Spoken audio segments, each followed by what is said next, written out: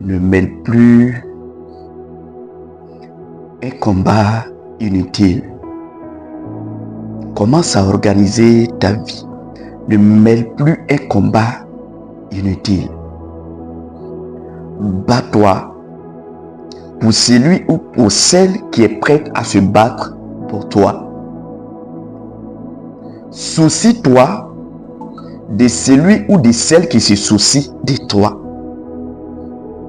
Jeûne pour celui ou pour celle qui est prête à jeûner pour toi. Partage la douleur de celle ou de celui qui est prêt à partager ta douleur. Ne mêle plus un combat inutile, un combat dans le vide. Non, ne mêle plus ce combat. Il faudra qu'arrivé à un certain stade de ta vie, ou dirais-je, à un certain moment de ta vie, que tu apprennes à faire la part des choses. Nous sommes au 21e siècle.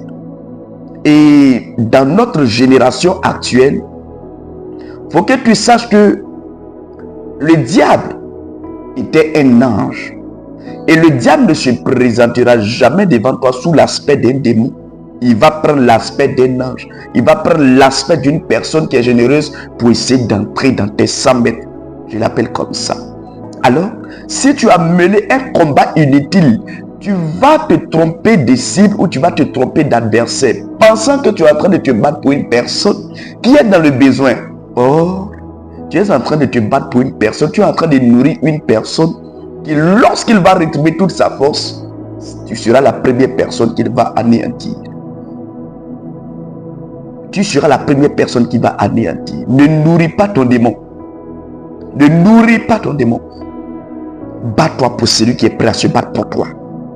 Lutte pour celui qui est prêt à lutter pour toi. Jeûne pour celui ou pour celle qui est prête à jeûner pour toi. Bats-toi pour celui ou pour celle qui est prêt à se battre pour toi. Voilà la nouvelle génération. N'a pas remarqué que depuis tu te bats pour des mauvaises personnes, lorsque ces personnes réussissent, tu as oublié.